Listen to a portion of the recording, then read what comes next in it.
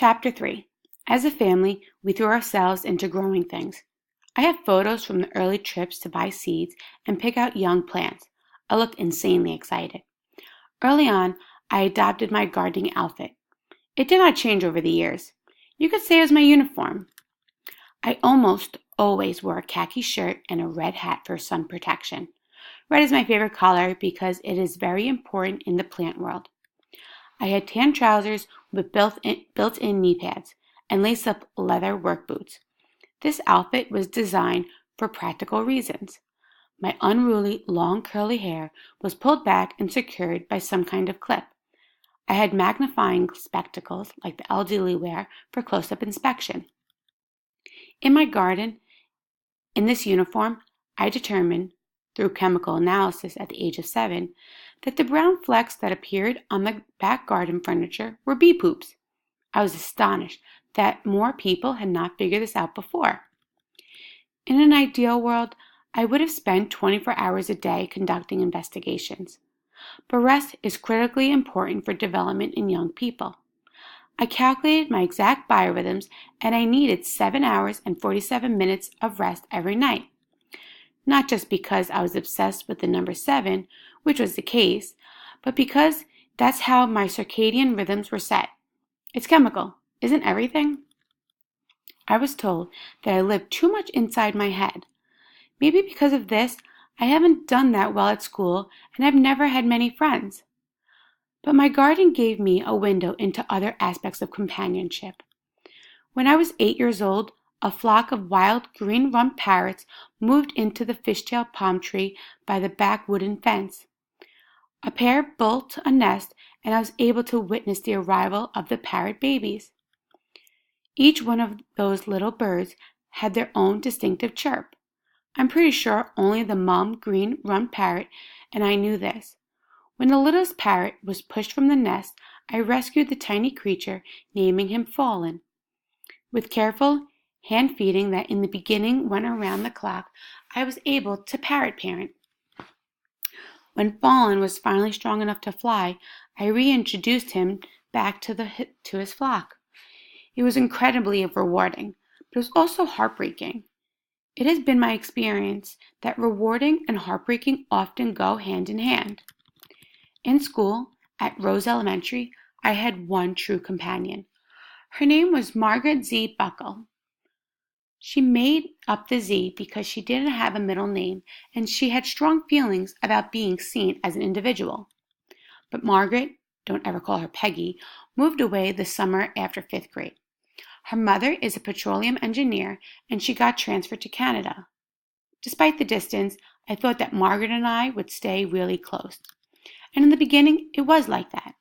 But I guess people are a lot more open in Canada because Bakersfield, it was just Margaret and me against the world. Up there, she has all kinds of friends. Now, on the rare times when we correspond, she brings up things like a new sweater she got or a band she likes. She doesn't want to talk about the chiropterophily, which is the pollination of plants by bats. She's moved on. Who can blame her? With Margaret in Canada, I was hoping that Sequoia Middle School would open up new avenues for friendship. It hasn't worked out that way. I'm small for my age, but I had a lot of anticipation about becoming a Sequoia giant. Just the fact that the place had a tree as a mascot seemed so promising. The school was on the other side of town, and it was supposed to give me a fresh start since the kids from my elementary all went on to Emerson. My parents got special permission from the district to move me there. Mom and Dad believed that I never found a teacher who truly understood me. I think it was more accurate to say that I never understood any of my teachers. There's a difference. Right before school began in the autumn, the anticipation I felt was like waiting for my Amorphophis pennifolis to bloom. I went through a period of obsessively cultivating rare corpus flowers. My initial attraction was to their strange-looking blossom. The deep purplish-red petals resemble sheets of velvet fabric that could line a coffin, and the long, aggressive, yellowy stigma jutting from the center is like a jaundiced old man's finger.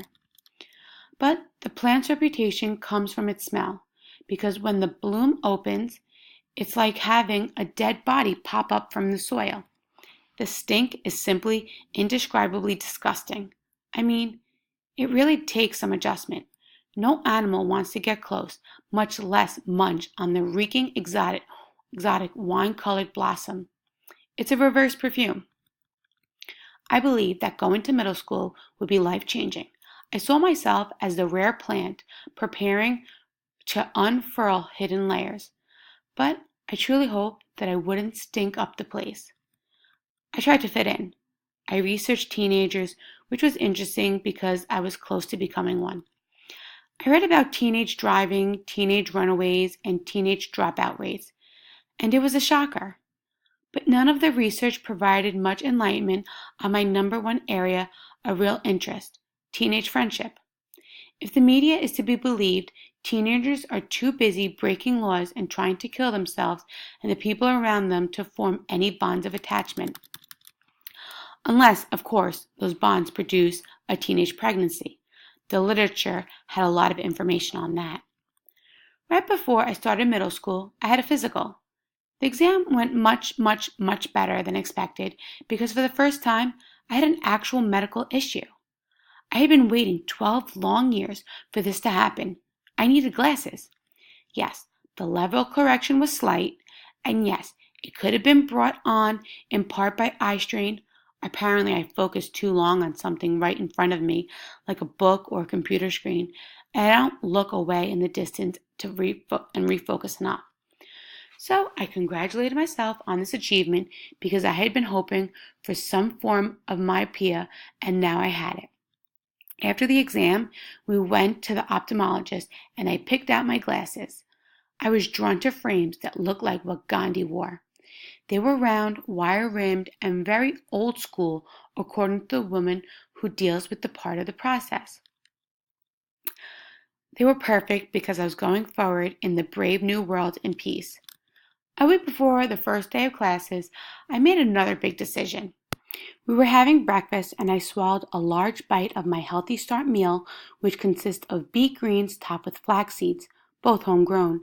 And then I said, I have figured out what I'm going to wear for my first day at Sequoia.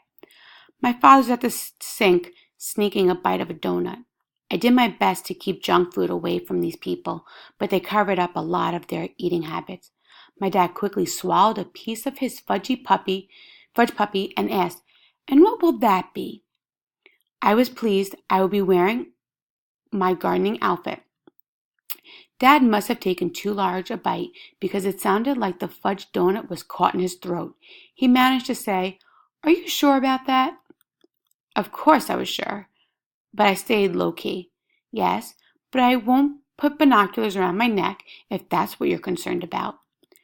My mom, who up until this point was unloading the dishwasher, turned around. I could see her face.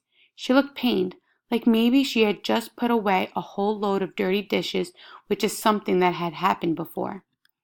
Her face smoothed out and she said, What an interesting idea, honey. But I'm wondering, will people make the connection? Maybe it's better to wear a brighter color, like something red. You love red. They didn't get it. The first day at middle school was a chance to make a new introduction.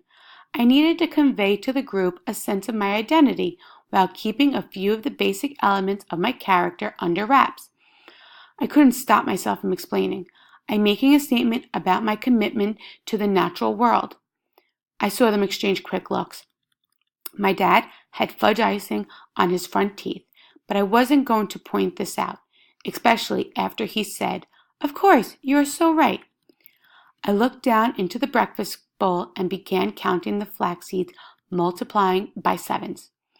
7, 14, 21, 28, 35, 42, 49, 56, 63, 70, 77, 84, 91, 98, 105, 112, 119, 126, 133, 140, 147, 154, 161, 168, 175, 182, 189, 196, 203, 210, 217, 224, 231, 238, 245, 252, 259, 266, 273, 280, 287, 290. 394, 301, 308, 315, 322, 329, 336, 343, 350, 357, 364, 379, 371, 378, 385, 392, 399, 406, 413, 420, 427, 434, 441, 448, 455, 462, 469, 476, 483, 490, 497, 504, 511, 518, 525, 532, 539, 546, 553, 560. It's an escape technique. The next afternoon, a Teen Vogue magazine just appeared on my bed. All of these publications at the same time of year centered on going back to school. On the cover, a teenage girl with her hair the color of a banana had the widest smile that I'd ever seen. The headline read, "Does your outfit say what you want it to?" No one took responsibility for putting it there.